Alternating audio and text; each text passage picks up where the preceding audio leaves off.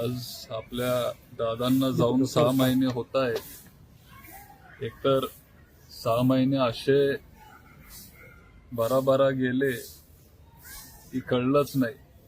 आणि पहिल्या दिवसापासून आमची सगळ्यांची इच्छा आहे, मागणी आहे की एक सखोल चौकशी झाली पाहिजे. त्यांनी पहिल्या महिन्याभरात आपल्याला एक प्राथमिक अहवाल तिथं दिला, पण तो आम्हाला काही पटला नाही.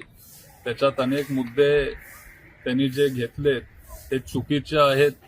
तुम्ही जर तिथं गेला, बारामतीत गोजूबावी म्हणून एक गाव आहे, तर तिथं खूप गोष्टी त्या प्राथमिक अहवालमध्ये जे त्यांनी लिहिलेले ते सगळे चुकीचे ठरलेले आहेत. तरी आम्ही सगळे इथं थांबलोय आणि आज काकांना जाऊन 6 महिने झाले. पण खंत एकाच गोष्टीची आहे की आत्तापर्यंत सत्य हे जनतेच्या समोर आलेलं नाहीये. आम्ही सगळ्यांनी संयम ठेवलेला आहे.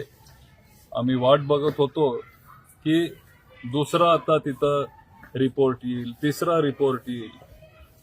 पण आता परवाच मी बातम्या बघत होतो, जी एअर इंडियाची जी दुर्दैवी घटना आपल्या अहमदाबादला जी झाली, त्याला वर्ष होऊन गेलं तरी पण आतापर्यंत कुठेही काही तिथं चौकशी केली गेली नाहीये किंवा रिपोर्ट आपल्या सगळ्यांच्या समोर आलेला नाहीये. आणि अजितदादांसारखे एवढे मोठे नेते आपल्याला अचानक सोडून गेले. लोकांच्या मनात शंका आहे.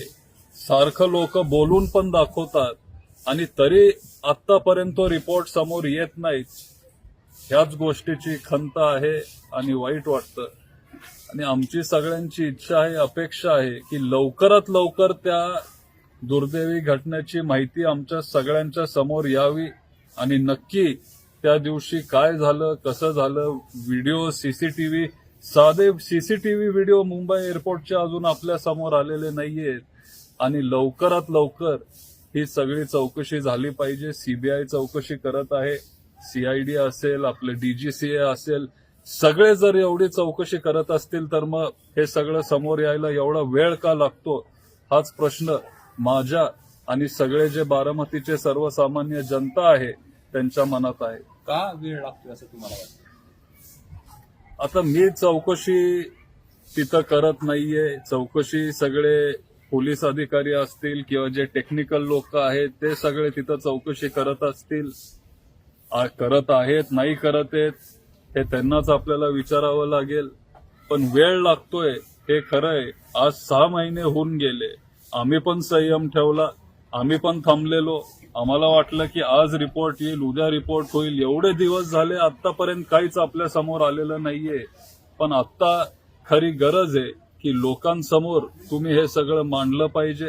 दादांसारखे एवढे मोठे नेते, लोकप्रिय नेते, महाराष्ट्राचं नुकसान झालंय, देशाचं नुकसान झालंय आणि तरी पण आतापर्यंत तो रिपोर्ट आपल्या समोर येत नाही.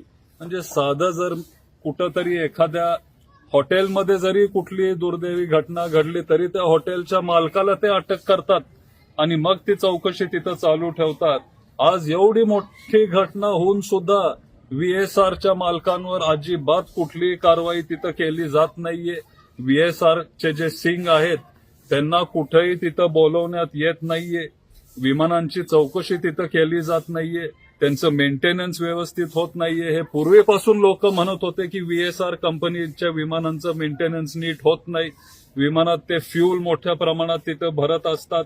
कॉस्ट कटिंग करण्याच्या भांगडीत ते सगळे हे गोष्टी करत असतात. आजपर्यंत मी एवढ्या सखोल किंवा खोलात जाऊन मी ह्या गोष्टींवर कधी बोललेलो नाहीये. पण आता आमच्या सगळ्यांचा संयम सुटत चाललाय. बारामतीकरांना आता सगळी उत्तरं पाहिजेत की नक्की त्या दिवशी काय झालं. तुम्ही आम्हाला एकदा तरी सांगितलं पाहिजे किंवा जे काही चौकशीतून समोर येत असेल हे तुम्ही आमच्या समोर मांडलं पाहिजे. एवढीच मी विनंती करतो. तुमच्या माध्यमातून मी सगळ्यांना, जे कोण आपले इन्व्हेस्टिगेटिव्ह एजन्सीज असतील त्यांना सगळ्यांना विनंती करतो की लवकरात लवकर हे सत्य तुम्ही आमच्या समोर मांडावं. अजित पवारांचा अपघात 28 तारखेला झाला. त्याच्यानंतर 13 दिवसानंतर साधारण 11-12 फेब्रुवारीच्या दरम्यान हा घातपात असल्याचा संशय व्यक्त केला गेला. तेव्हा जी प्रकर्षानं मागणी होत होती चौकशीची, ती आता होताना दिसत नाहीये आणि हेच त्या संबंधित यंत्रणेला पाहिजे असं तुम्हाला वाटतं? तेव्हाही आपण मागणी केली, तेव्हा आपण प्रयत्न केले. पण आपण पण समजून घेतलं पाहिजे की शेवटी त्यांनाही आपण वेळ दिला पाहिजे. ते सगळे जे टेक्निकल एक्सपर्ट्स असतात किंवा ज्यांना विमानातली आतली टेक्निकल माहिती असते किंवा जे हे काम करत आले त्यांना पण आपण थोडा वेळ दिला पाहिजे, ही तेव्हा माझी भावना होती.